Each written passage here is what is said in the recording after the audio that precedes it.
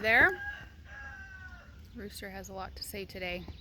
Just going to give a brief update. We are looking at getting our trailer, trying to get all the stuff in order to take off for a while and go try and find a new place to live. Everything around here is going pretty good. I'm hiding underneath the salvia in between the peach. This was labeled an almond, this big huge tree, but it gives peaches and the tag is still on there that says all-in-one almond. So isn't that funny? And then we have, sorry, squinting, going down to the garden area. Everything back there is growing. Those grapes are going crazy. I was hoping that they would kind of die back and I didn't have to deal with them because I clipped them all super short this year, but they're all full of bunches everywhere. Anyway, I'm gonna empty these beds because they're starting to get rotted and worn out. They've been in use evidently for quite a few years. We've had this place for 6 years and we've used them ever since, and the other people had made them a couple of years before that. So pomegranates have fruit all over. Flowers, they're babies right now, but they're gonna lose all of those ones. So pretty. And then out around here, got some garbage. All of the grapevines along this are all fruited, and these raspberries are all fruiting as well. Killing cone. Forgot to take it down last time when we got finished. Whoops. So I just hung it up on the fence. Lots of good fruit. And going to do a bunch of cleanup today because I have a bunch of stuff that I trimmed and haven't put down in the compost pile yet. So Mike took the big truck and I'm not going to just use that garden cart. So we're going to enlist the help of the Jeep since it has a truck bed on it. And I can just drive it down below and dump everything out of the bed into the big compost pile. We have this bed behind me needs a lot of help. The strawberries are popping out quite everywhere.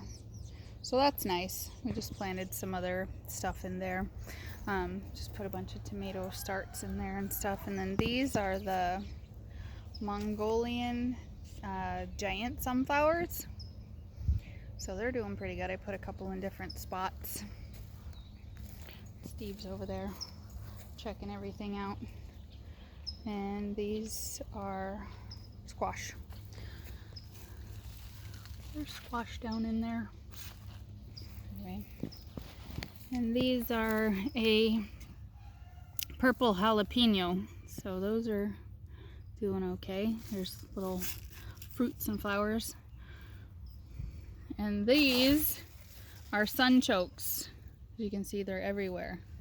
They tend to not die. They're really good. They have a cloaking device or something, I'm convinced, because they start popping up everywhere. And I'd emptied this bed out. This is kind of my experimental bed.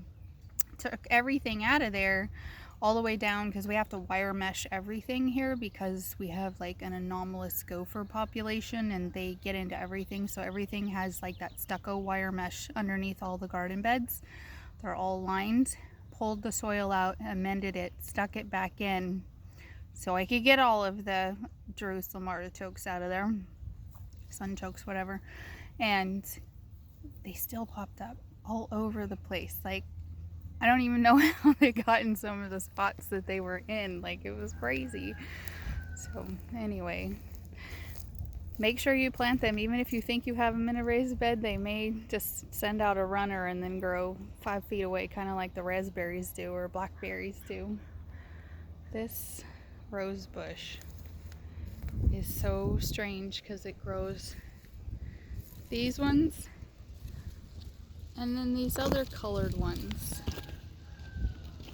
I don't know. Not a rose person, so I don't know very much about that. Maybe somebody else can give ideas. I'm not sure. But here's the mess. Put a big shade cloth up so that we can have not beating sundown on the messy workstation. This is all the stuff I've got to clean up and go through and whatever. This was my experimental corn patch with the Tuxana corn, and the birds have been eating the leaves. They come down here and they're just like sitting there plucking the leaves off the baby corn. So that's not very nice. Anyway, got potatoes and sweet potatoes. Potatoes are almost done. The peas are almost at their harvest point. But this is a giant rosemary. We're going to be pulling this out. I just kind of let it go because it was happy there. We've been pulling these off and drying them. And then Grasshopper's got the peas. Have a few of those left. This is the mess that I've been working on cleaning up and emptying pots. The artichokes are just about done. Potatoes in there. Got other stuff in there. The chard. And this is what happens when you let celery go to seed. So we do cook a lot with celery seed, and then I take a lot of this small stuff and put it in the dehydrators and dry them. And the comfrey is all blooming and so pretty. So we'll pull some of that and get those in the dehydrators. And then a giant celery root. I have seen those in the grocery store. I personally haven't eaten celery root before, at least not to my knowledge. Maybe I have, I don't know. So there, here in this is buried an Oya, and that is a clay pot that's buried and it waters from the ground. And then I just put a little drip line in there, so that's how that fills. And we're gonna pull these are almost gone to seed. You can see the little seed heads there. But we save those seeds, and then I have that for spicing food and stuff like that, because I keep putting it in potato salad. That's how I like it. Anyway, I've got a lot of work to do, so I'm gonna get started on that here shortly. So many things go through your head when you're like, I have all this stuff to do, I want to move, and then you start thinking about infrastructure that you built and how many hours and days and years and everything that it's taken to put something together. And thought of building something new is fun and good, but sometimes it's kind of sad. It's a daunting task. It was like that for us when we started here, so I know we'll be able to do it again, and I look forward to that, but I'm a little bit scared too. Anyways, guys, have a great day, and I will catch up with you later.